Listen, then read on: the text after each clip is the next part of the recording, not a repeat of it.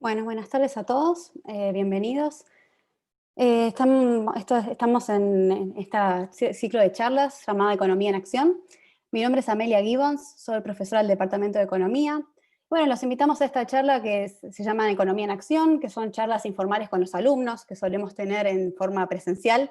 Bueno, dado el contexto, decidimos abrirlo porque queríamos mostrarle, bueno, el tipo de charlas que tenemos con los alumnos y bueno, invitarlos a presenciar a nuestros profesores que van a contarnos un poco la experiencia que tienen en la profesión y bueno, la situación económica y las perspectivas que ven hasta el momento. Bueno, ¿cómo vamos a trabajar hoy? Bueno, si los que están en Zoom, bueno, muchas gracias por participar. Si tienen algún inconveniente pueden escribirnos en el chat y los vamos a estar ayudando. No vamos a utilizar lo de levantar la mano porque somos muchos, así que si tienen preguntas, por favor, en la parte de preguntas y respuestas que tienen ese iconito, ¿ok? Los que están en YouTube estén en un chat público, vamos a estar levantando sus preguntas desde ahí. Bueno, vamos a estar una hora más o menos. La primera media hora estarán los profesores exponiendo unos minutos sus perspectivas. Los micrófonos de ustedes van a estar silenciados. De vuelta, las preguntas, por favor, por Q&A en el caso de Zoom o por el chat en el caso de YouTube. Bueno, muchísimas gracias por participar. Les pedimos, si tienen ganas de suscribirse al canal de YouTube de la universidad, donde pueden enterarse si se suscriben cuando hay nuevas charlas, y los invitamos también a participar de nuestras redes sociales del Departamento de Economía. En Twitter estamos en @iconudesa y en Instagram estamos como economía.desa, y ahí les contamos todas las novedades y eventos que tenemos. Así que muchísimas gracias por estar. Bueno, ahora presentemos a los profesores.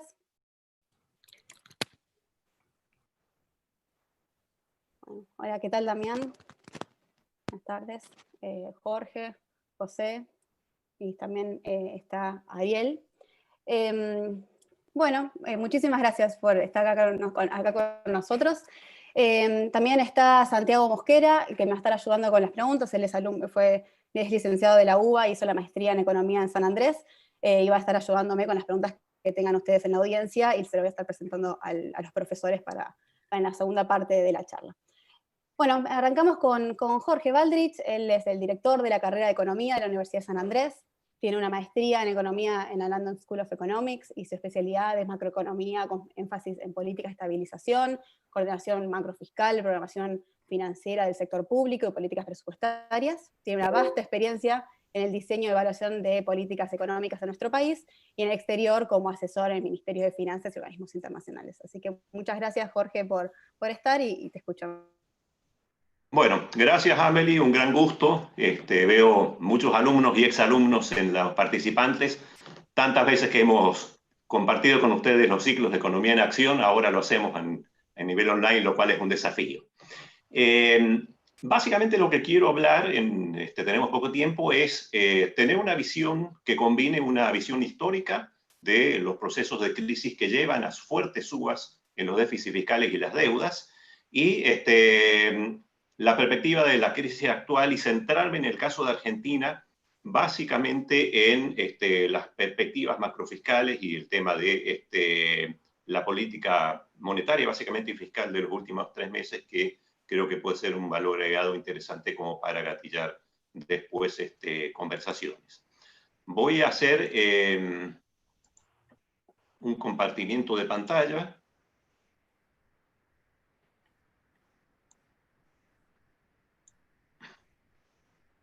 Muy bien. Bueno, si uno piensa las lecciones de la historia en términos de grandes crisis fiscales y cómo eso sesgó la opción y el menú de políticas económicas hacia el futuro, creo que es interesante hablar de lo que fue la experiencia de la Segunda Guerra Mundial, donde básicamente acá estoy presentando datos de Estados Unidos, pero prácticamente todos los países que participaron y muchos que no participaron en la contienda tuvieron una tendencia semejante en sus variables macroeconómicas centrales, ¿no? Y creo que Estados Unidos es un buen punto de comparación y de experiencias porque sesga también el análisis en términos de concentrar con las consecuencias que desde el punto de vista monetario y financiero pueden tener las crisis. La historia, cuando uno ve este tipo de gráficos, parece ser una historia optimista y positiva, y realmente lo fue. Prácticamente la mitad del gasto de la guerra se financió con endeudamiento. Los países tuvieron déficits fiscales muy fuertes. Acá en el caso de Estados Unidos lo podemos ver en esta línea celeste, con déficits fiscales que superaron incluso durante 3, 4 años 20 puntos del producto, y la consecuente suba de los endeudamientos internos que fueron significativos. Dos mensajes surgen de la experiencia de Estados Unidos y de la experiencia de los países en general de la crisis de la Segunda Guerra, y es, primero, esta caída pronunciada en los niveles de endeudamiento fue producto de varios años de superávit primarios, lo cual es un tema bastante importante. Y en segundo lugar, la consecuencia fiscal y sobre todo financiera de la deuda sesgó la política monetaria en los Estados Unidos, habiendo generado un link muy profundo entre lo que es la deuda y el sistema financiero en todo este periodo mostrado por esta línea roja, que fueron cerca de 10 años. Estados Unidos mantuvo la tasa de interés fija, nunca superó los 2,5 puntos de tasa de interés del bono a 10 años, pese a haber tenido graves crisis financieras, graves crisis inflacionarias. El año 46, por ejemplo, la tasa de inflación fue del 7%, el año 47 la tasa de inflación fue del 9%, y sin embargo la tasa se mantuvo constante, muy distinta a la experiencia que estamos acostumbrados a ver a través de la política de la Fed actual. Y eso constituyó una gran paradoja en términos del análisis económicos, que durante muchos años se mantuvo y se clarificó 40 años después, en el año 1992, un famoso paper de dos economistas historiadores económicos muy conocidos, Barry Eichengreen y Peter Garber, presentaron un paper muy interesante que mostraron que la tasa de interés estuvo fija porque no hubo otra alternativa del punto de vista que la tenencia de bonos del Tesoro americano por parte del sistema financiero norteamericano era, cuando terminó la contienda, de 87 billones de dólares, mientras el capital era de 8 billones de dólares. O sea que básicamente la exposición y la vulnerabilidad del sistema financiero ante una caída de las paridades, si la tasa de interés hubiera subido, hubiera llevado prácticamente a licuar todo el capital si los bonos caían un 10% o la mitad si caían a 5%. De manera que este aspecto a mí me parece muy importante porque es algo que hemos visto en crisis financieras de la región y en Argentina, el nexo fiscal y monetario y el sesgo que muchas veces los endeudamientos generan en los sistemas financieros, cosa que creo que es de bastante importancia en la coyuntura actual. Bueno, estos son gráficos del monitor fiscal del Fondo Monetario. Básicamente, tanto países desarrollados como países emergentes se proyecta una fuerte suba de la deuda en términos del PBI y también una fuerte suba de los intereses por cada peso, por cada dólar de impuestos que se recauda, lo cual no es una novedad, pero estamos viendo de órdenes de magnitud muy importantes. Y la reacción de los países ha sido una reacción muy contundente. En general se habla de medidas de arriba de la línea, es decir, aumentos de gastos, caídas en la recaudación tributaria por la recesión y demás. Y sí, eso es importante, ronda un 3,5% del producto en los países desarrollados, pero mucho más relevante a mi modo de ver son las medidas de abajo de la línea que se muestran en el gráfico derecho, donde en función del grado de desarrollo económico de cada país, tenemos países europeos, básicamente, Japón también, como Alemania e Italia, que están teniendo medidas hasta de 30 puntos del producto de asistencia, básicamente de inyección de capital, de préstamos y de eventuales contingencias, como pueden ser garantías de actividades empresariales y privadas. La repercusión en términos de las proyecciones, acá las presento rápidamente, son fuertes caídas del crecimiento, balances fiscales con un profundo deterioro, consecuentemente aumentos de deuda pública muy importante, y el fondo y los organismos internacionales siguen mucho este último indicador, la brecha entre la tasa de interés de los bonos públicos y el crecimiento económico de los países, que esto es una indicación de cuán sustentable puede ser la deuda y cuán colaborativo puede ser un proceso de crecimiento, y lo que vemos que en estos casos, sobre todo para los países desarrollados, para América Latina, se prevé un problema también que no estuvo en la crisis de la Segunda Guerra Mundial, donde el crecimiento económico fue muy fuerte, y esa es una diferencia importante con respecto a ahora. Bueno, paso a poner el foco en la política fiscal y monetaria de los últimos 3 meses. Acá lo que estoy presentando son básicamente a través de la línea roja los eventos y los flujos monetarios desde marzo hasta el 9 de junio, donde vemos que si uno ve las fuentes y usos del Banco Central, básicamente el Tesoro recibió financiamiento por 252 miles de millones de pesos, y se pagaron intereses por el LIX y por pases. Y eso, a diferencia de lo que se habla muchas veces en los análisis periodísticos y demás, no fue todo financiado por base monetaria y por emisión, sino que ahí el liderazgo lo tiene la política de absorción de liquidez de los pases pasivos y las LELIQs del Banco Central, lo cual es un tema muy importante porque si uno pasa a la próxima, al próximo slide, si uno relativiza estos montos nominales que mucho no nos dicen en términos del producto, bueno, lo que tenemos en esta segunda columna es la situación a hoy. Los préstamos al Tesoro ya son de cerca de 3 puntos del producto, la emisión de base monetaria de 1,4 del producto y la absorción de liquidez por pases y de 2 puntos del producto. La última columna no es una proyección, sino que es un análisis de qué es lo que pasaría si este ritmo permanece hasta fin de año. Bueno, ahí tendríamos financiamiento al Tesoro por 11 puntos del producto, emisión de base por 5 y pases de LIC por 8, de manera que uno ahí ve la magnitud de lo que estamos hablando. Yo quisiera dejar para la discusión, si les interesa conversar, las principales mensajes, y que son: estamos repitiendo una situación donde el nexo fiscal y monetario es muy profundo, hay enormes riesgos y enormes problemas para diseñar un plan económico que tenga la garantía de atacar estos dos problemas. Primero es un problema de stock, en términos de que en la medida en la cual estos préstamos se mitigan en términos de emisión de base con absorción de pases y LELIQs, ahí hay un problema de stocks porque los depósitos que bancan esos pases tienen que permanecer en los bancos. La alternativa es que se vayan a los bienes y suba la inflación, o que se vaya al dólar. Y el otro problema es un problema de flujos, que podemos hablar porque se me acabó el tiempo, después, que es la posibilidad de controlar la base monetaria con un stock de deuda interna del Banco Central creciente. Muchas gracias, y con esto termino la participación. Gracias. Bueno, muchísimas gracias, Jorge. Bueno, tenemos la idea de hoy es eso, bueno, que los profesores puedan hablar unos minutos y que ustedes después puedan hacer preguntas, por eso tenemos a los profes hablando unos 5 a 7 minutos, así que muchísimas gracias, Jorge. Valora mucho los gráficos, han dicho acá en YouTube muy buenos gráficos, así que muy buena exposición, muchas gracias. Ahora seguimos con Damián Pierri, que es doctor en Economía de la Universidad de San Andrés, es investigador del IEP y se especializa en macroeconomía teórica, en modelos de equilibrio general con mercados incompletos y tiempo infinito, y bueno, y da clases en la UBA y también en la Universidad de San Andrés. Muchas gracias, Damián. Bueno, gracias, Ame. Ahí comparto pantalla, así empezamos directamente con la presentación. Bien, la idea es un poco continuar lo que viene tratando Jorge con una especificidad más concreta digamos, de mi campo de investigación, y en particular de las cosas que yo enseño en UBA y en San Andrés, ¿no? A ver, en principio, contexto macroeconómico. Lo que tenemos es lo que con un coautor dimos en llamar la hipótesis del joven Michael, que ahora le explico, digamos, por qué le pusimos así, que genera una sincronía bastante importante entre los ciclos económicos de muchísimos países.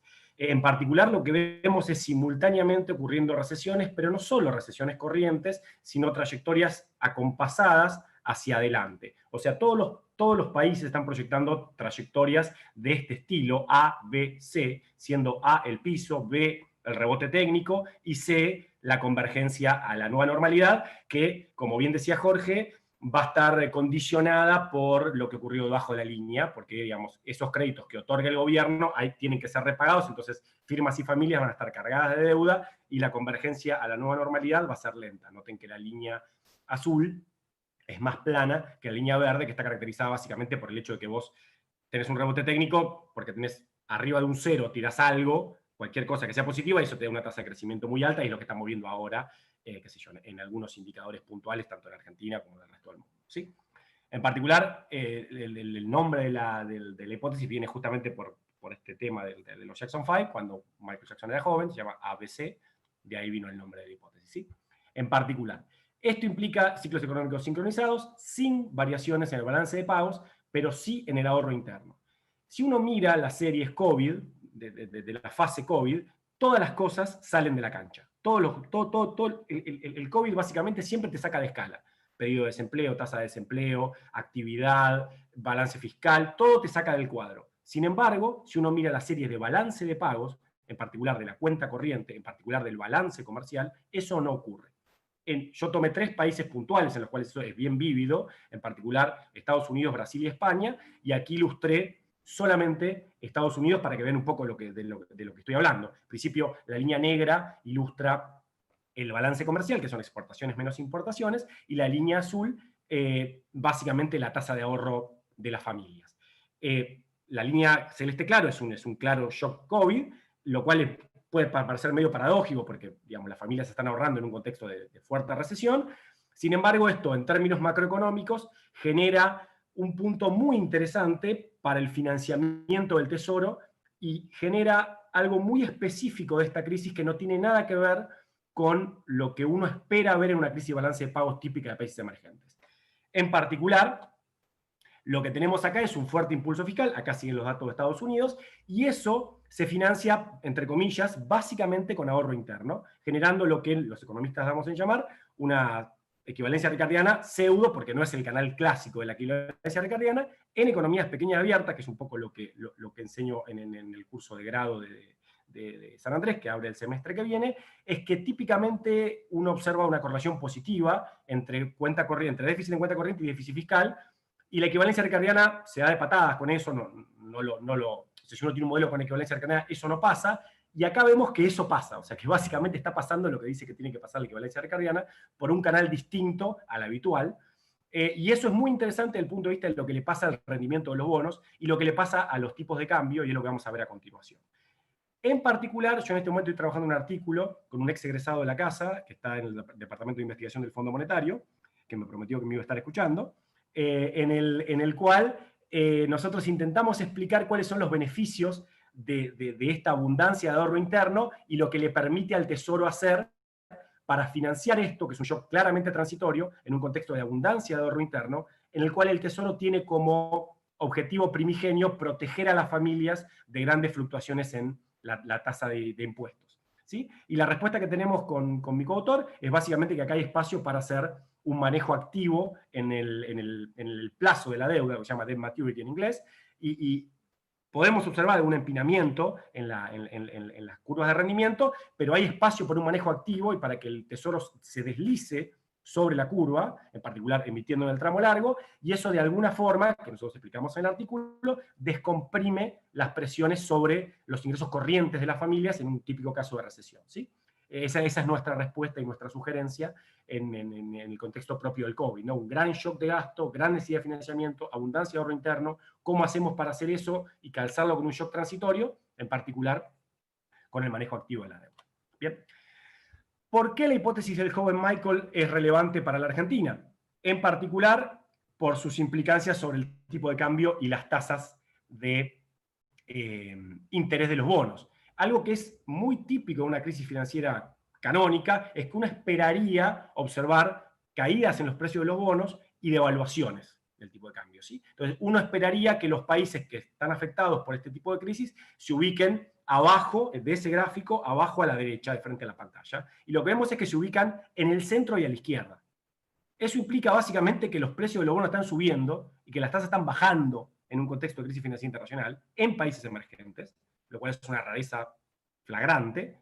Y desde otro punto de vista, las devaluaciones son pequeñas. Fíjense que está todo bastante cerquita del cero, con picos en, obviamente, Brasil, que es un caso muy particular que si quieren lo discutimos con especificidad. Pero esto para la Argentina es una gran noticia porque implica que, digamos, lo que está ocurriendo en el mercado de cambios no está tan mal en el sentido de que no hay una gran apreciación del tipo de cambio, porque básicamente tus socios comerciales, excepto Brasil, no se han depreciado y Brasil ya está pegando la vuelta. O sea que el tipo de cambio que le compete a la cuenta corriente está más o menos balanceado, incluso con esta política de fuertes restricciones de capital. Por lo menos, en mi opinión, el tipo de cambio real está más o menos ok, y en parte tiene que ver por esta cosa muy puntual que está pasando en COVID, que no generó grandes devaluaciones, excepto casos puntuales, como podemos ver ahí México y Brasil, en particular Brasil afecta mucho a Argentina. Concretamente, la gran apreciación del tipo de cambio de Argentina, que en este momento debe estar en el 5% del real multilateral, se explica enteramente por el comportamiento de Brasil. Si uno controla por Brasil, el tipo de cambio real no está apreciado respecto a niveles altos como el que teníamos a principios de año, ¿sí? Previo a COVID. ¿Está? Último punto respecto a Argentina, y lo dejo a José y a Ariel, que son los que van a hablar más de Argentina. En principio lo que hay es mucho desorden en la política económica, mucha discrecionalidad, tanto política fiscal, monetaria y de ingresos, como marcó Jorge muy bien. Lo que estamos viendo hacia adelante es que hay mucho por hacer, no hay presupuesto, no hay programa monetario, hay muchas medidas que son claramente transitorias que no sabemos cómo se van a desandar, por ejemplo, todo lo que es ATP e IFE, no sabemos cómo se va a desandar ese camino, y eso genera básicamente lo que los economistas dimos en llamar inconsistencia temporal. En particular, hay una carga sobre el nivel de inflación, y por primera vez desde que se tiene registro histórico, en 2016, antes no había series, la inflación esperada está por encima de la inflación corriente. Eso, en un contexto como Argentina, implica que hay mucha carga respecto a el rebote inflacionario que puede llegar a generar COVID, en particular enganchado por shock devaluatorio, por sobrante de dinero, como decía Jorge, por rebote de los salarios. En particular, no sabemos cómo van a compensar la pérdida de poder adquisitivo que están teniendo los salarios cuando volvamos, cuando salgamos de COVID.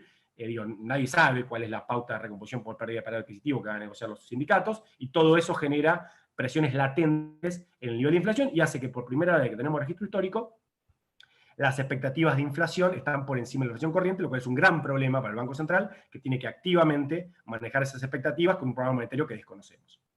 Sí. Y los dejo a los chicos. Gracias. Buenísimo, muchísimas gracias, Damián. Muy claro.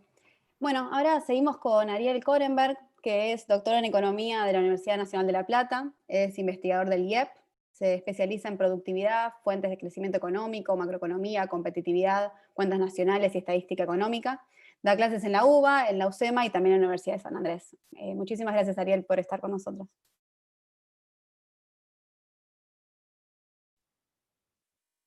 Ariel ahí está. Ahora sí. Muchísimas gracias. Sí, sí. Hola, ¿qué tal? Bueno, dado que tenemos pocos minutos y yo suelo presentar 100 slides por minuto, vamos a presentar poco. El diagnóstico es el siguiente. Toda América Latina, al igual que el resto del mundo, afrontó la crisis de la pandemia con diversas medidas de distanciamiento social, hasta llegar al extremo nuestro de la cuarentena estricta que está durando lo que está durando. Argentina tiene en común con el resto de América Latina un proceso de ajuste de la demanda de activos por mayor preferencia por liquidez ante la incertidumbre de cuánto va a durar o mi desempleo, o si me van a alcanzar los ingresos para vivir dentro de mi casa, etcétera, etcétera, etcétera. El resto de América Latina afrontó esto con lo que se dice flight to quality, salida de capitales, mediante la demanda de activos para cubrirse ante esta situación. Sin embargo, lo que nos distingue del resto de América Latina es precisamente, a ver si puedo mostrar este grafiquito, a nivel de reservas con que entramos a la cuarentena. A ver, grafiquito acá.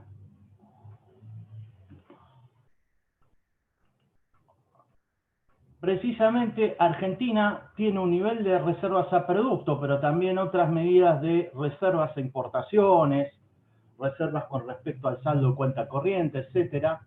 Una de las menores niveles de reservas a producto, este dato igual está trazado al 2018, de toda América Latina. Al igual que el resto de América Latina, Argentina enfrenta una serie de dificultades en la implementación de los paquetes fiscales que también Argentina adoptó a los fines de sostener al sector privado, al cual se lo ha obligado a hacer el lockdown, es decir, a parar la actividad económica.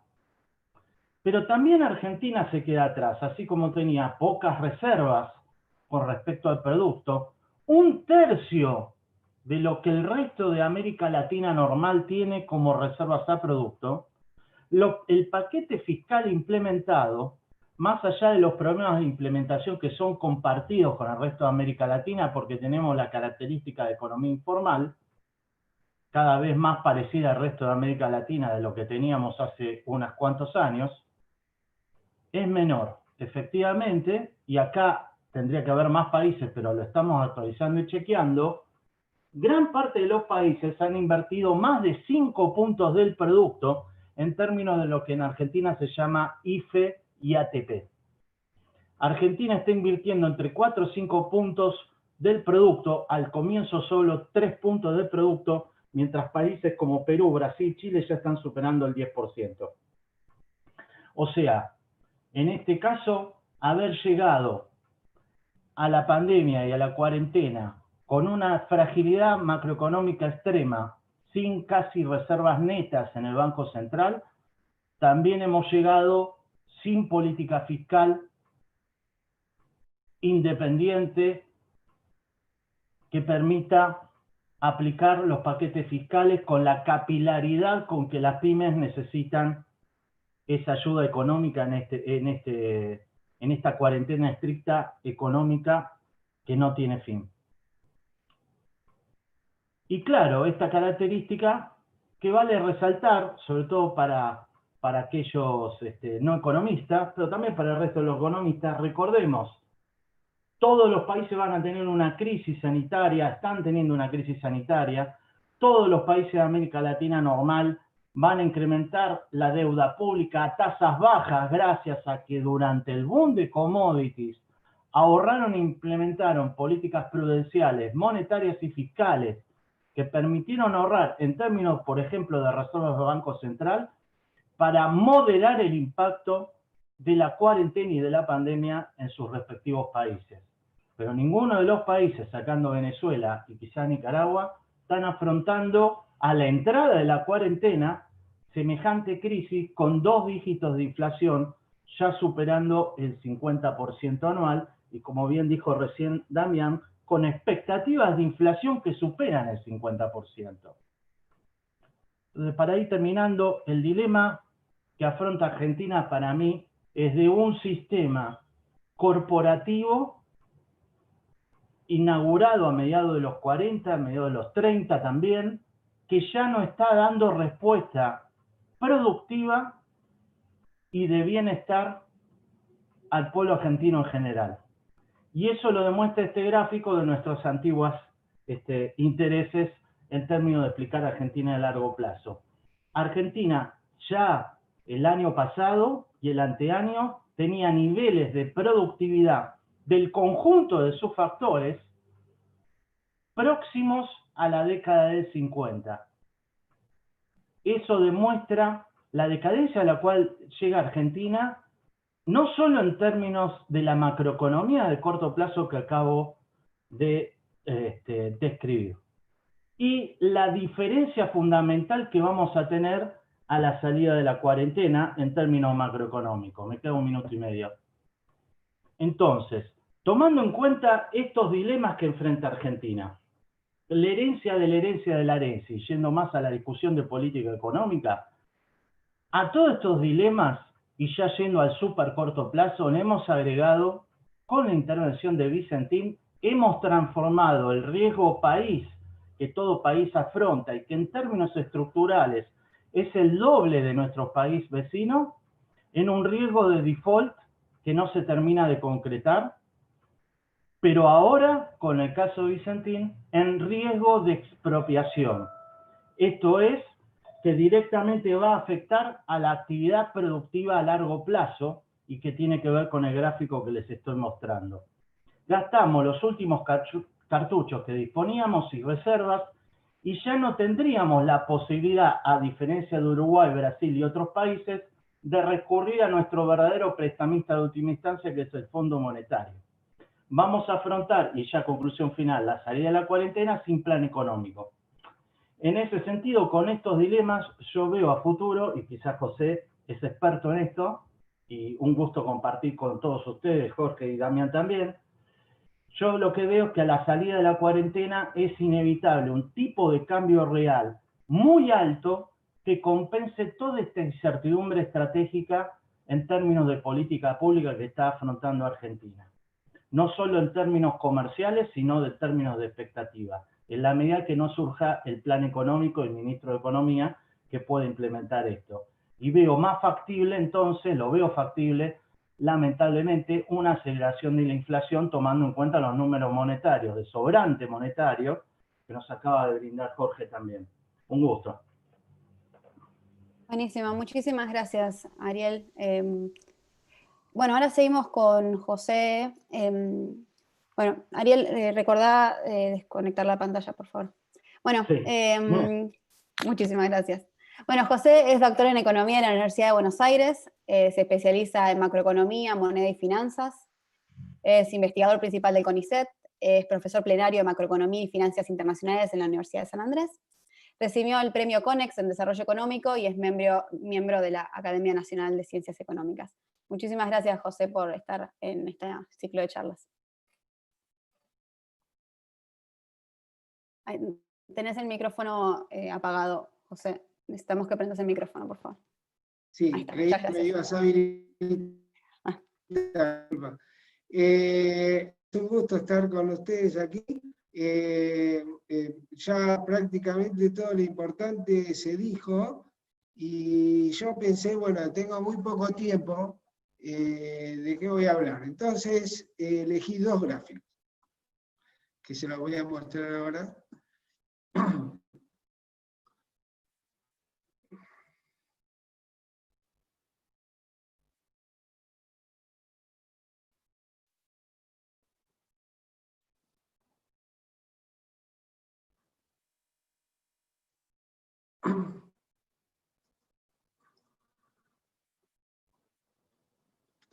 Muy bien, entonces, el primer gráfico tiene que ver con algo que dijo Jorge, mucho mejor que lo que muestra este gráfico, pero como ustedes saben, a veces los gráficos dicen más que 1000 palabras. Esto es lo que está pasando, ¿cierto?, con M2 privado, con la oferta monetaria, y esto es lo que está pasando con el crédito privado. O sea, tenemos mucha moneda y muy poco crédito al sector privado. Y el problema es que cuando salgamos de la pandemia, las empresas van a salir con el capital de trabajo en buena parte licuado, literalmente licuado, destruido, ¿cierto? Porque se paró el giro del negocio. Entonces, todos estamos mirando mucho qué va a pasar con la inflación, etcétera, pero a mí me preocupa mucho que cuando salgamos de la pandemia nos vamos a salir sin crédito y sin posibilidad de darle crédito a las empresas. Eso es porque los argentinos no ahorran, etcétera. Bueno, segundo gráfico que elegí para mostrarles, porque me parece que muestra muy bien cuáles son los desafíos incluso políticos de la Argentina. Y que tiene que ver con esto, ¿cierto? Que son cosas que la gente a veces mira poco. Esto que está acá, para arriba, es la cantidad de monedas y depósitos en moneda extranjera que tienen los argentinos en su cartera. Esto no son unos argentinos riquísimos que andan poniendo plata por los paraísos fiscales, sino que esto está en la caja de ahorro, ¿cierto? Está, en la caja de seguridad, está adentro de un cajoncito de alguien que no confía ni en la caja de seguridad.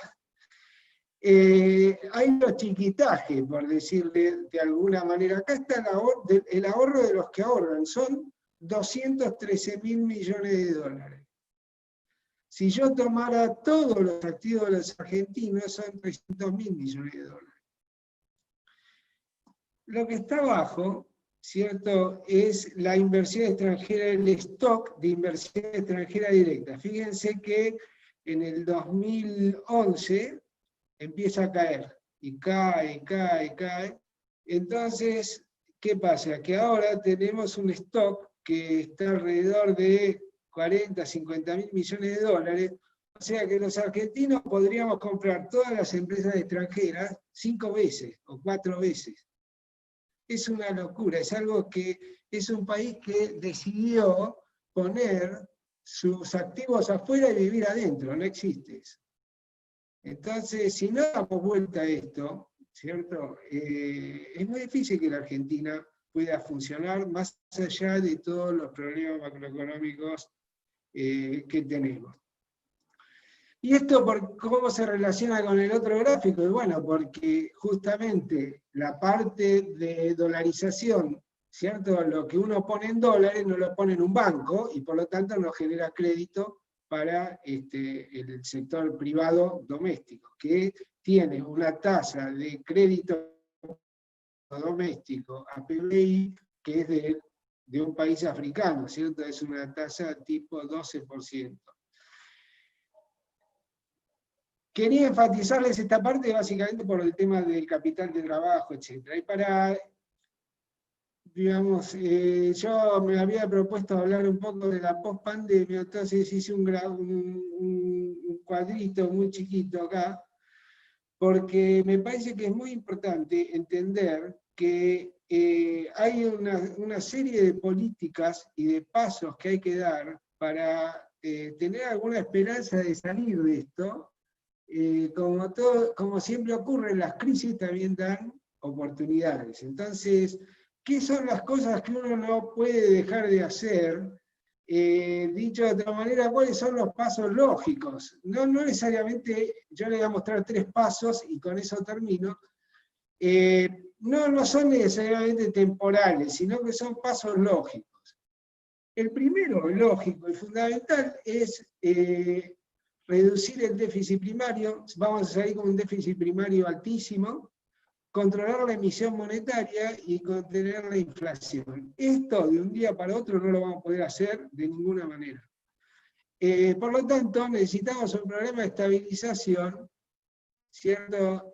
Para poder ir convergiendo hacia una cierta normalidad. Pero el gobierno no habla de programa de estabilización, se está hablando poco de programa de estabilización, y es lo que vamos a necesitar de manera urgente cuando salgamos.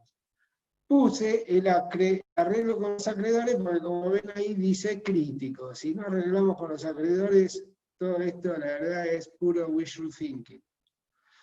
Segunda cuestión, esto tiene que ser políticamente sostenible. Entonces, si logramos estabilizar mínimamente la economía, después viene el tema de la reactivación, el empleo y la pobreza, que también nos tenemos que ocupar, porque vamos a salir con problemas importantes, ¿cierto? Entonces necesitamos disponibilidad de crédito para que las empresas puedan dar trabajo, porque lo fundamental para evitar la pobreza es dar trabajo. Tenemos que evitar indexar el salario, porque todo el mundo sabe, yo creo que nadie sueña con que vamos a tener una inflación baja cuando salgamos de la pandemia. Si indexamos los salarios o el gasto público, convertimos en inercial una inflación demasiado alta. Entonces esos son temas que si no los resolvemos, no podemos avanzar. Y el último tiene que ver con mirar más hacia el largo plazo, con la recuperación productiva y el crecimiento sostenido. Yo soy bastante grande y entonces estuve en muchas discusiones estériles economistas, muchas, más de las que me hubiera gustado. Y la verdad es que lo que uno ve es que hubo mucha discusión entre la gente que decía que había que hacer política industrial, mirar a ciertos sectores y ayudarlos, y otros que decían que las reformas tienen que ser horizontales, ¿cierto? Reformar el marco institucional y dejar que la economía funcione. Bueno, la buena noticia es que vamos a necesitar las dos cosas, o sea, que necesitamos economistas que sepan de las dos cosas. ¿Por qué vamos a necesitar las dos cosas? Por una cuestión simple. De la pandemia vamos a salir con un montón de sectores que se les licuó el capital de trabajo, no pueden funcionar y son sectores que tienen productividad, tienen las condiciones para funcionar, entonces va a haber que ayudarlos. No podemos cerrar el sector turismo solo, ¿cierto? Cerrar todos los hoteles de la Argentina solo porque no los dejamos trabajar durante varios meses. Entonces necesitamos política vertical. Y vamos a necesitar política de reforma y políticas horizontales porque vamos a salir sin política monetaria, sin política fiscal, con un montón de problemas. Así que creo que esta discusión va a quedar vacía como lo fue siempre, ¿cierto? Y nos va a... Bueno, ya nos dijeron hace mucho tiempo, argentinos, cosas, nos tenemos que ocupar de esto, ¿cierto? Y si no lo hacemos, probablemente, nada, sigamos teniendo conferencias de primer. Gracias. Bueno, buenísimo. Muchísimas gracias, José. Bueno, muchísimas gracias a todos por sus exposiciones. Todos están diciendo en las redes, en YouTube y en Zoom, que fueron todos muy claros. Así que bueno, tenemos varias preguntas de la audiencia. Voy a empezar con una que es por YouTube, de Luciano Falcinelli, que dice, bueno, a la hora de rescatar el exceso monetario, uno pensaría que se usarían pases, LELIQs y demás, pero los pases y LELIQs no son de todas maneras una promesa de inflación futura. ¿Cómo se abonan los intereses de las LELIQs en este entorno de esta inflación, si no es más con más emisión?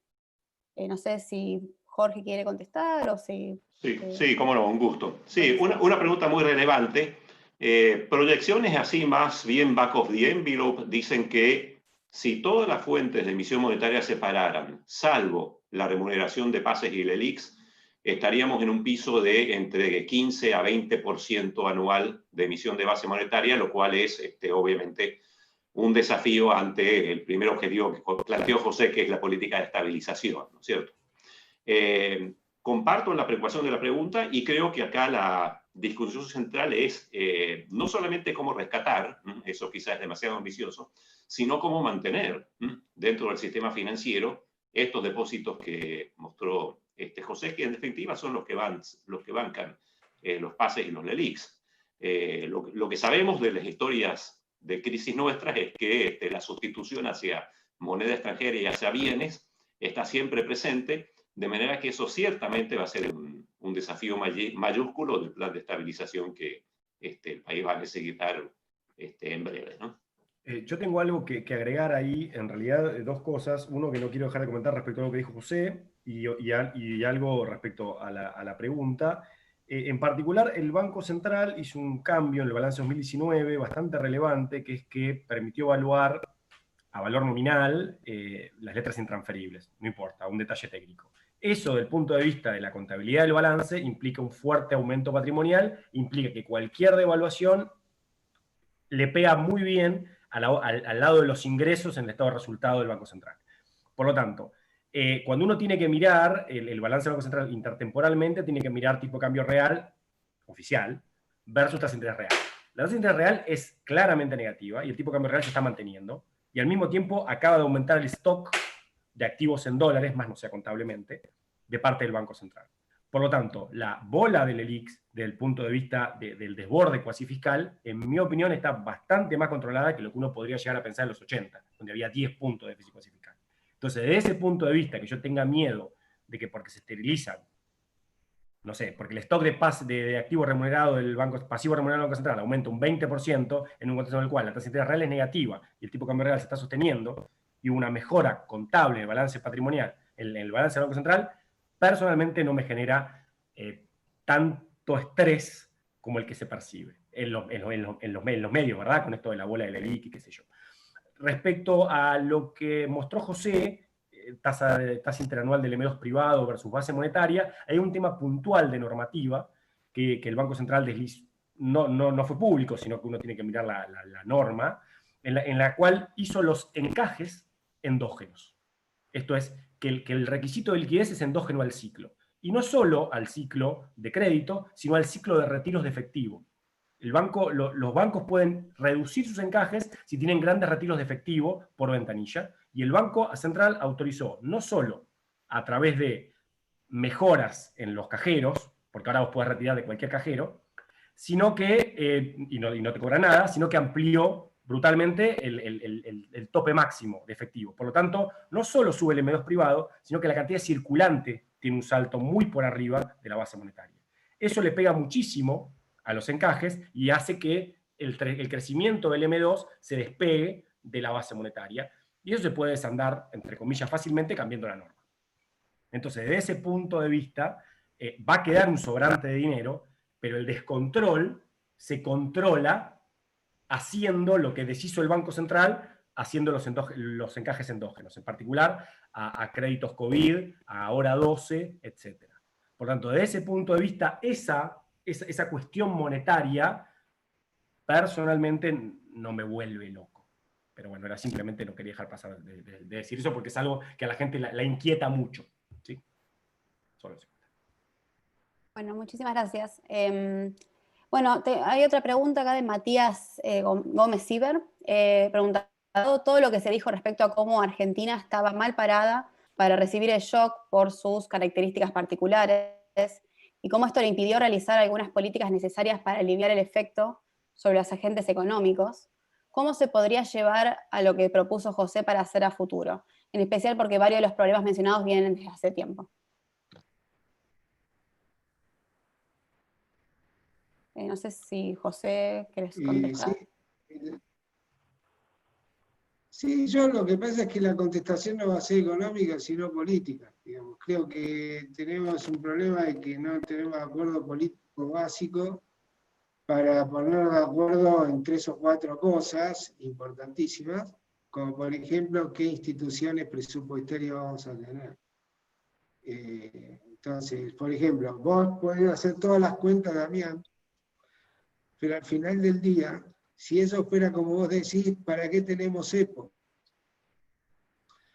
Si no hay un exceso de oferta monetaria infernal en la economía, ¿por qué tenemos una brecha de 70% en el mercado cambiario? O sea, a mí me pone nervioso, ¿cierto? Cuando yo veo que el gobierno tiene que tener más cepo y no menos cepo para poder controlar mínimamente la brecha cambiaria.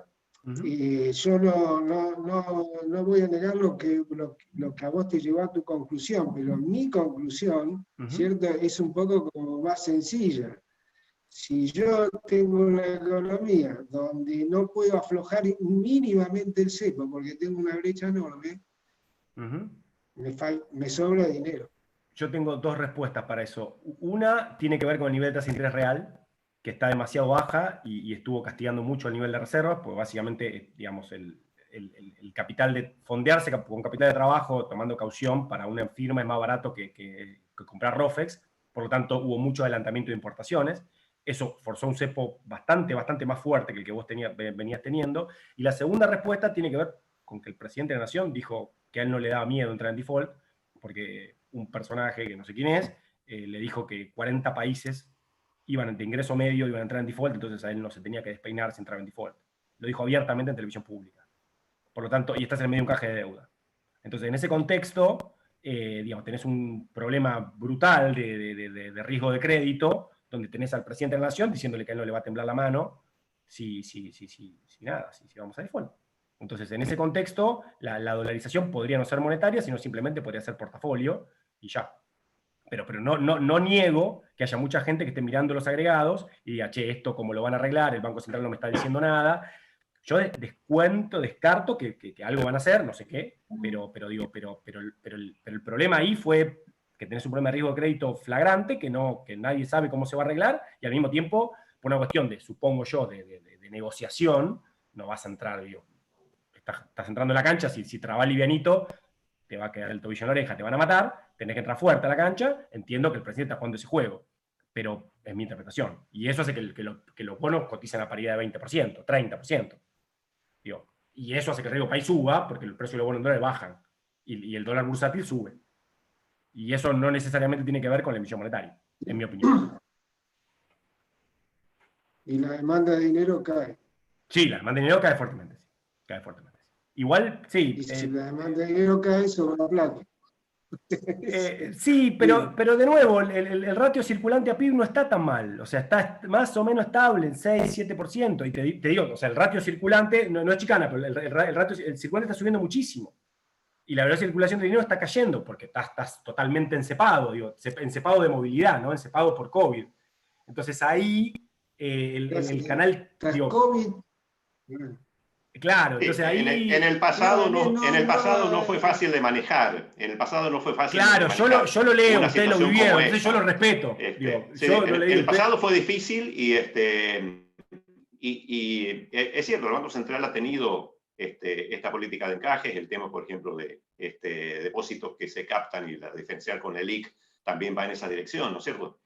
Pero siempre está un poco, yo comparto con José, la caída de la demanda de dinero, pero no solamente de billetes y monedas, sino que estamos hablando de unos pasivos en general agregados del sistema financiero, que están creciendo en términos de productos, como hemos visto recién, impulsados a niveles muy fuertes, ¿no? De manera que claramente va a ser un desafío y la experiencia, insisto, en el pasado no ha sido sencilla de manejar, sobre todo cuando ha habido una caída de la demanda de dinero, que es un escenario siempre probable, ¿no?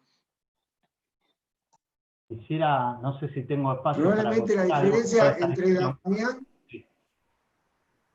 Sí, pero yo quiero acotar mínimamente una nota al pie, para ponerle un poco de sal, que nos separa la edad con Damián. Por supuesto, por supuesto. Y Vos lo Jorge viviste. y yo pasamos varias veces. Vos lo leíste, yo lo leí. Vos lo leíste, yo lo leí. Así que, sí, no. Nada que decir. Nada que decir. Quisiera acotar algo, yo que me siento en medio de ustedes tres en edad. Igual ya me quiero jubilar ahora, digamos, sobre todo después de escucharlo a José, que hizo una gran síntesis de lo que viene. Me parece que por detrás, sí, estoy más a favor de lo de José, por detrás hace falta economía política, entender un poquito. Entonces, 3 elementos para condimentar esto también con sal y pimienta. Demora en el ajuste, problema de acción colectiva y gran ilusión monetaria. Como en Argentina, esto es medio de behavioral, ¿no? Que no soy experto. Como en Argentina no hay aprendizaje sobre las experiencias pasadas, las volvemos a repetir. Además de un tema judicial y de tribunales que no funcionan. Entonces, en realidad estoy más cegado por lo de José, Damián, porque por detrás del proceso de decisión de la política económica hay una concentración absoluta en el presidente de la Nación. No lo digo por el anterior, el anterior y el anterior, por lo menos desde el 83 a la fecha. Por el cual a este presidente, para ir a una anécdota más micro, le preguntaron si iba a pagar o reperfilar, tomó la decisión el presidente, el AF20, ¿te acordás? Entonces, cuando uno toma en cuenta ese proceso de decisión de política pública, uno dice, zafaremos unos meses, pero el cuasi fiscal termina siendo un problema de simplemente demorar en el pasado, no lo digo a futuro, la hiperinflación. ¿Viste? Ahí soy un poco más crudo. La probabilidad de cometer grandes errores de política económica cuando tenés la autoridad presidencial con tanto poder, y no lo digo de vuelta solo por haber, sino por todos los anteriores, no tener un banco central de hecho independiente, más allá de la ley, y no tener reputación y credibilidad, y tener que ganarla sobre la marcha, y a mí me genera pesimismo, ¿viste? Entonces, quizás puedan actuar sobre la ilusión monetaria, generando depósitos indexados al SER, pero también los hechos del pasado que hicimos con el SER hacen que aquel que tenga un poquito más de experiencia y se va a dólares físicos. Entonces, la verdad es que lo veo más probable, como decía yo, la conclusión. No es solo un plan de estabilización y crecimiento lo que hay que hacer. Me gustó lo que dijo José. Perdón, me seguí a él, esta vez voto por él, después voto por otro. Pero el tema de discutir hasta las instituciones presupuestarias, eso va más allá de la economía. Lo que dijo José recién es muy profundo. Es cómo el Congreso y los partidos políticos discuten la asignación del gasto, que es fundamental. Bueno, una reflexión muy macro, pero perdón. Está. Bueno, muchísimas gracias, María, y bueno, y a todos por contestar. Bueno, muchas preguntas están surgiendo en las redes, algunas se van contestando a medida que ustedes van hablando, así que no podemos elegir a todos. Acá hay una de Sergio Feniac que dice, bueno, la necesidad de reducción de déficit primario, controlar la emisión, generar reactivación y empleo, reducción de la pobreza, ¿cómo se compatibiliza todo eso? Una situación de alto nivel de desempleo y empleo estatal, ¿no? Digamos, una idea de cómo, bueno, compatibilizar todas estas necesidades. No sé si alguno, José quiere contestar. Es que, ¿sabes qué pasa? Esa pregunta, la respuesta no la tiene nadie. Por eso el problema es de economía política, no es de economista. A ver, yo a veces cuando miro lo que hace el gobierno, independientemente de si me gusta o no me gusta, me pregunto si tiene algún economista que lo deprima un poco, que le tiene mala onda, que es nuestro trabajo.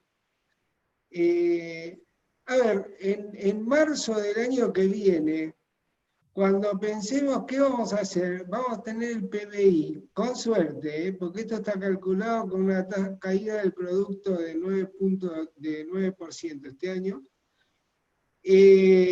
Supongamos que salimos en algún momento de esta pandemia, vamos a tener el mismo producto per cápita que teníamos en 2006, que a su vez es igual al que teníamos en 1998, porque es el que recuperamos después del 2001. Si vos me llamás a mí, me decís, te voy a nombrar ministro, pero estas son las condiciones, salgo corriendo. Y yo lo que veo es que el gobierno está preocupado por la extranjerización de la Argentina, y el stock de deuda extranjera cayó de 78.000 millones de dólares en 2011 a menos de 50.000 hoy. Y digo, bueno, la verdad no entiendo nada. Entonces no podés ser muy optimista con la demanda de dinero, digamos. O sea, por eso te dije en broma, porque vos todo el análisis que hiciste me parece bárbaro, y además hay que hacerlo, porque si no uno es un poco así como flu para hacer los análisis. Pero at the end of the day, yo sinceramente no entiendo muchas de las cosas que está haciendo el gobierno, porque me da la impresión que no se dan cuenta de dónde están parados, del problema grave que tenemos.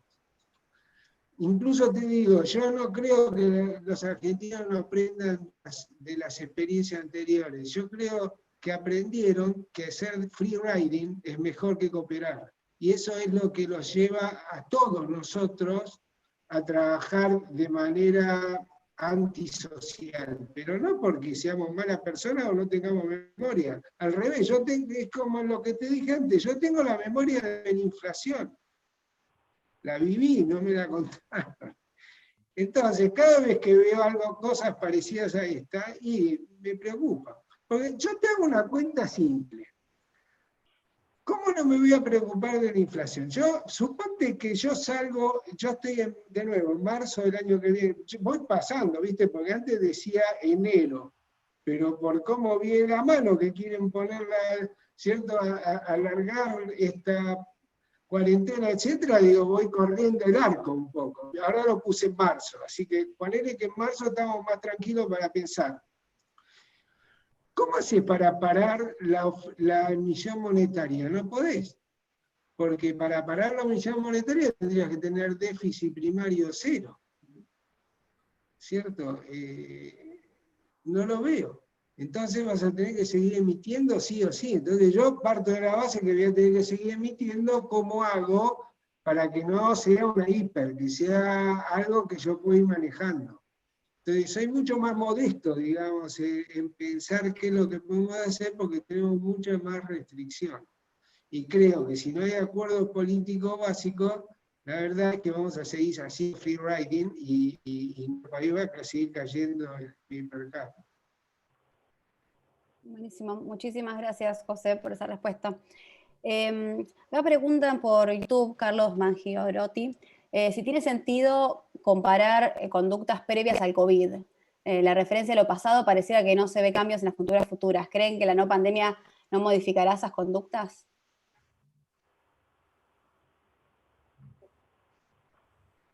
Mira, yo tengo a eso yo de economía de comportamiento no entiendo nada, o sea, no voy a decir eso porque no lo sé, pero te lo tomo de un punto de vista mecánico, y aprovecho, quizás Ariel me pueda ayudar un poquito. Nosotros, para proyectar actividad, usamos un poquito el modelo de Harrod, en el sentido de que tenemos un problema de demanda efectiva bien marcado, en el sentido de que acá vos tenés una restricción de movilidad muy clara, y no importa cuál es el modelo latente que vos tenés en la cabeza, al tipo no lo dejas mover, entonces no importa digamos, la hipótesis de comportamiento que vos tengas o lo que hagas, aquí hay una restricción física muy vívida que tiene que amainar. Y eso va a cambiar bastante, entonces vos tenés una economía de means, donde tenés que ver cuál te tira más para atrás, y por ahora lo que está mordiendo fuerte es la restricción de movilidad y la pandemia en Argentina, obviamente. Y como comparto con José, cuando eso se levante, vamos a tener muchísimos problemas monetarios, de recomposición salarial, digamos, de ordenamiento de la política económica como un todo, que nadie sabe cómo vamos a salir, pero por ahora lo que está dominando es, digamos, una cuestión física que hace que el modelo latente, que es al que responde la econometría, esté aplastado por una restricción de movilidad. Entonces, desde ese punto de vista, uno usa la historia para hacer un modelo, qué sé yo, de consumo en términos de salario, lo que sea, pero eso está aplastado por una restricción de movilidad. Entonces, lo que uno termina observando es que hay un modelo latente al cual vos le pegás y tenés una correlación bastante fuerte, una incorrelación bastante fuerte entre el comportamiento pasado y lo que vos observás, porque hay algo que domina todo. Cuando eso se levante, lo que está latente va a aflorar, y la velocidad de circulación del dinero va a volver a su tendencia natural, lo cual pone arriba de la mesa la demanda de dinero que charlaba José. Vamos a tener todas las cuestiones institucionales y productividad de las que hablaba Ariel, etc. Pero bueno, nada, esa es mi aproximación al problema, ¿no? En fases. Entonces, hoy para agregar un poco algo a lo que dice Damián, prácticamente los 4 profesores que estamos acá en nuestros cursos hablamos que para analizar el pasado y que nos guíe hacia el futuro, el modelo tiene que ser, los datos tienen que ser estacionarios. Y claramente la crisis, justamente lo que pasa es que los datos no son estacionarios. Hace 12 años, en el 2008, por ejemplo, el CFO de Goldman Sachs pasó a la historia porque le hicieron una entrevista en el diario Financial Times y dijo, bueno, estamos muy preocupados porque los modelos que usamos en el banco están mostrando unas variables que se encuentran a 25 desvíos básicos de los promedios que nosotros usamos, ¿no?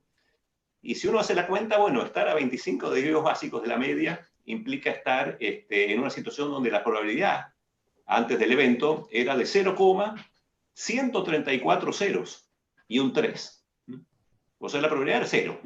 Pero bueno, el problema es que se estaba en esa situación, ¿no? Y en ese sentido, el desafío de la política económica y macroeconómica tiene que ser acorde. Por eso es que es tan preocupante, y también comparto con José la ausencia de entendimiento claro, porque por lo menos se manifiesta. Claramente, si uno lee, por ejemplo, el informe monetario mensual del Banco Central, bueno, si de repente hay fuertes operaciones de pase el último día de abril, los datos muestran datos a fin de mes. Viene mayo y como la historia se revierta, se muestran datos a promedios del mes. Entonces, son muchas cosas que se suman como para tener este tipo de preocupación de decir, estamos en una situación de, no sé si de 25 desvíos estándares no estábamos, pero estamos en una situación de crisis donde quizás lo más importante en el momento que se está viviendo es tener en el comando del barco macroeconómico, fiscal y monetario gente que dé tranquilidad y que muestre un panorama globalmente compartido, en el sentido de que acá no es cuestiones que van a la ideología económica, sino a tener un programa fiscal y monetario, a transparentar todas las medidas que se están tomando a través del presupuesto, a través de contingencias, a través de algún informe de riesgo fiscal que muestre que el gobierno por lo menos es consciente de cuáles son los riesgos fiscales que se están asumiendo. Todo eso es lo que a mi modo de ver está faltando, y es tan difícil por eso tratar de proyectar en función de lo que fue el año pasado una salida relativamente gradual a la actual crisis, ¿no?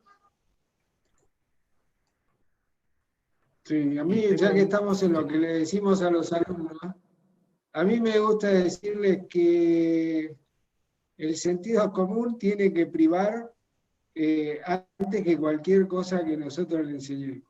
Porque, por ejemplo, traemos un marciano acá y dice, a ver, ustedes, ¿tienen acceso al mercado internacional de capitales? No.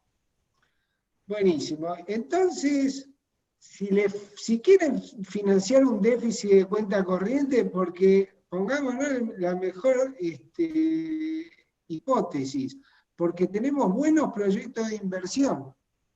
¿Cómo lo financian? Dice, inversión extranjera directa o repatriación de capitales. Es de sentido común, porque si no vas a tener crédito, tenés que ir a convencer a los argentinos que quieren vivir acá, que por ahí los convencen, o a los que pueden invertir y explotar los beneficios de la inversión. Bueno, te la pasás asustándolo. Falta sentido común, eso no tenés que leer los libros de economía para entender eso. Entonces, eso es lo que a veces me preocupa, y no solamente de este gobierno, igual, estamos hablando de este gobierno porque es el que está ahora, pero falta de sentido común, digamos que es bastante... Yo sinceramente no sé qué le pasa a la gente cuando llega al gobierno, porque incluso muchos de los que llegan al gobierno fueron mis alumnos, porque tengo la desgracia de ser más grande, y llegan mis alumnos al gobierno, y yo digo, ¡uy, qué suerte! Llegó este tipo que es brillante. No sé qué le pasa. Le empieza a parecer que todo lo que no podía pasar, y está no sé a cuánta desvío estándar de la media, puede pasar porque está él. La verdad que es terrible. Eso un poco, le digo, no sé si eso hay que decírselo a los alumnos o no, pero yo se lo digo porque me parece que es fundamental tener sentido común. Bueno, muchísimas gracias. Perdón por esta nota un poco... No, buenísimo, ¿no? La verdad que está bueno también, bueno, hablarles a los alumnos, que es un poco la idea de la charla, y la verdad, bueno, las preguntas que hay tanto de alumnos como de gente de todos lados, la verdad que están súper interesantes. Vamos a tratar de ir cerrando con dos preguntas más. Esta, bueno, podría ser para Ariel. ¿Cuán grave considera que es la destrucción de capital durante la cuarentena y cómo impacta en el crecimiento, dado que es una de las fuentes claves? Bueno, mira, a fin de año las proyecciones, está por salir el comunicado de prensa del PBI trimestral, donde vamos a calcular al segundo trimestre la tasa de inversión a precios corrientes. Hay un detalle técnico por el cual te digo, ni mire la de precios constantes. Y a precios corrientes más o menos estaría rondando el 12,5%, a medio punto del mínimo del 2002. Ahora, cuando vos tomás una serie larga, Argentina en promedio, porque siempre la inversión es muy volátil al ciclo, tiene amplias aceleraciones y bajas, es más o menos un 20 puntos del producto, y para la preocupación de José y de todos, de Jorge, Damián y todos los que estamos acá, básicamente fue ahorro doméstico. O sea, bienvenido el ahorro externo, bien invertido, pero a la larga y a la corta fue el ahorro doméstico lo que implicó que tengamos 20 puntos de tasa de inversión. Entonces estás en 12 puntos, al segundo trimestre, probablemente lleguemos al tener 11 o 10%, que fue lo que tuvimos en la hiper. La verdad que es lamentable llegar a ese punto porque no reponés el mantenimiento y depreciación del stock que vos heredás. Vos necesitas 12%, depende del ciclo, entre 12 y 14% del producto para reponer estadísticamente hablando todas las construcciones, edificios, TICs, etcétera, que vos usás para producir. Llegamos lamentablemente a esa situación. Y yo te diría que íbamos a llegar un poquito más tarde, pero te lo estoy describiendo como una situación previa a la cuarentena. Porque Argentina, como bien dijo recién José, si mal no recuerdo, no crece en términos de PBI de 2013 en promedio, es un estancamiento, y en PBI per cápita de 2008, y con lo que dijo José, parece que de 2006. Estamos igual. Entonces, para poder crecer Argentina, encima tiene que invertir un poquito más que esa tasa de inversión, 3, 4%, con mucha productividad, como viste en el gráfico anterior. Así que sí, lamentablemente tenemos una destrucción estadística del stock de capital, y por lo tanto, te diría y profundizo, no por la cuarentena estricta económica solamente, sino por cómo veníamos antes y por las medidas que estamos tomando con mala praxis y enfoque erróneo durante la cuarentena, es que nos está poniendo este límite del producto potencial. Ojo con eso. Entonces, volviendo a lo de José, no quiero tomar más minutos, me tomé demasiado. Pero quería resaltar, qué bueno, ahora algo político, qué bueno sería que Cambiemos hiciera en lo económico una autocrítica profunda de no haber tomado un plan macroeconómico consistente y haber funcionado como gobierno como funcionó, para tener alternativas hoy al gobierno, dado esta imposibilidad que tiene de ejercicio de la política económica. Y ahí me di cuenta algo, esto ya es de viejo también, yo me siento un poquito viejo, es justamente cada gobierno que ha fracasado en Argentina no ha hecho ese espacio político una autocrítica profunda, por lo menos en economía. Y la verdad que sería buenísimo autoflagelarse un ratito todo lo referente de Cambiemos en cuanto a lo económico.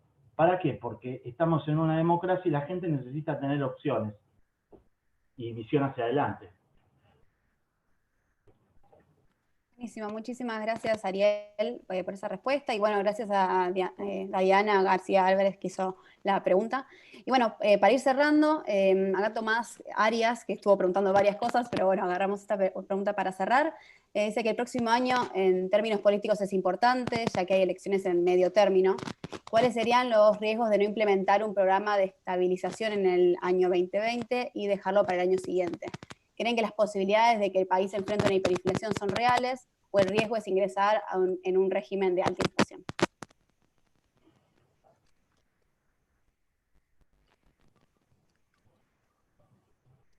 ¿Quién se anima a contestar? Yo no quiero... Dale, Ariel. No, iba a decir algo cortito. Se habla mucho si viene una hiper o no. Las variables dan para una aceleración inflacionaria si no hay plan, pero una hiper siempre viene asociada a algún despiole y zozobra institucional. Por ahora no lo veo la zozobra institucional, por suerte. ¿Ok? Nada más. Sí, yo creo que, digamos, pueden pasar varias cosas. Y depende mucho de lo que se haga, de nuevo, siguiendo la metáfora en marzo, porque, por ejemplo, puede ocurrir que haya una especie de llamarada inflacionaria, unos meses de inflación muy alta para licuar todo lo que sobra, según mi punto de vista, que es lo que se hizo siempre, ¿cierto? LELIC, PASE, lo que venga, te lo licuás con una inflación alta y una tasa de interés que no la sigue. Eso es muy complicado, pero la verdad es que una vez que terminó la llamarada, te deja un poquito como saliendo del río Jordán, o sea, podés hacer muchas cosas. Esto lo hizo Cavallo en el 82, por ejemplo. ¿Cierto? Licuó todo lo que se había acumulado en la crisis de Martínez Dios, etc. ¿Cierto? Se hizo varias veces. La hiper licuó todo el dinero que sobraba y por eso Cavallo pudo hacer la convertibilidad en el 91. O sea, licuaciones con llamaradas tuvimos. Después podemos tener un régimen de alta inflación, que es que la inflación se acelere, se indexen todos los contratos y volvemos al 76-91, que tenemos tasa de inflación del orden del 100% anual, sin tener hiper. O tenemos una hiper, pero para tener una hiper tenés que alimentar a la hiper, porque justamente viene la llamarada.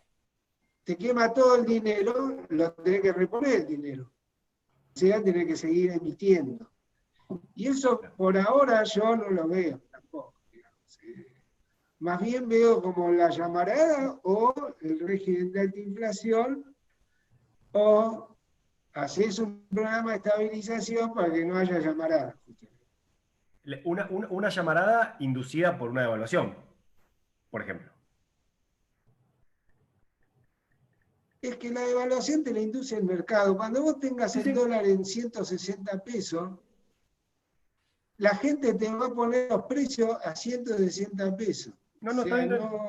Mirá, yo tengo una anécdota que también le cuento a todos los alumnos porque es lo mejor que tengo para enseñarle cómo se hace precio acá. Yo tengo una tía que iba a comprar siempre al mismo almacén. Ponía en supermercado, lo que sea, ella iba a ese almacén porque ella se sentía obligada a comprarle a ese hombre que vivía en el almacén, etc. En la hiper fue a comprar una Coca-Cola y le dijo, no tengo. ¿Cómo no tengo? Si la tiene ahí en el escaparate, le dijo. Lo estoy viendo la Coca-Cola. Dijo, sí, pero no la vendo. Dice, ¿cómo no la vendí? No, porque no tengo precio. No sé a qué precio vendérsela. Bueno, no te puedo decir que mi tía nunca más volvió hacia el almacén, le hizo una cruz así terrible, pero el hombre no era el culpable. Entonces, vos cuando el dólar lo tenés muy digamos, tenés mucha brecha entre el dólar oficial y el dólar paralelo, olvídate, la gente va a poner precio con el dólar paralelo o directamente no te lo va a vender, que es lo que pasaba en la hiper. Bueno, buenísimo, muchísimas gracias. Hay una pregunta más que Santiago Sanza sigue insistiendo, así que voy a hacer una última pregunta y cerramos. Pues dice, como ven, dijo Damián, las tasas en el mundo están por el piso. Sin embargo, Ariel mostró muchos países de la TAM con paquetes fiscales inmensos, y también es sabido que la Unión Europea y Estados Unidos tuvieron paquetes fiscales importantes. Ahora, esto no significa que vayamos a ver tasas de interés bastante altas en un futuro, más allá de un año, según dijo la Fed, para absorber parte de estos paquetes. Dicho esto, puede ser que veamos una recaída en los emergentes que se encuentran en C, hablando en términos de joven Michael, a B nuevamente por dichas tasas, o dicha absorción no será necesaria en el mundo desarrollado. No sé si Damián capaz quedó un poquito para vos. Bueno, a ver, en principio la idea de joven Michael es justamente esa, que vos generás oferta, que generás demanda para tu oferta, por motivos precautorios, por motivos de autoaseguramiento, con mercados incompletos, pensalo como quieran, pero vos en un contexto en el cual, si vos mirás el gráfico que yo puse, las tasas de interés están cayendo de los bonos. O sea, los precios están subiendo porque la gente no sabe qué hacer con el ahorro que tiene. O sea, digamos, es una cuestión casi contable, el canal es sutil, hay que pensarlo, pero al vos no tener variaciones en el ahorro externo y tener variaciones en el déficit fiscal, o sea, un desahorro público, vegetativamente el ahorro interno tiene que compensar, que es lo que predice equivalencia ricardiana, en particular tenés que aumentar el ahorro de las familias, que es lo que vos ves en Estados Unidos. Y eso se condice con una suba de los precios de los bonos en un contexto en el cual vos los estás bañando de bonos. O sea, vos estás emitiendo bonos salvajemente, los precios deberían bajar, la tasa debería subir, y vos ves que pasa todo lo contrario. Eso es porque lo que está del otro lado de la curva está compensando. Digo, es muy anómalo ver en un contexto de aversión al riesgo y qué sé yo, que las tasas de interés de los bonos en los países emergentes bajan. O sea, que suben los precios de los bonos. Excepto en Brasil.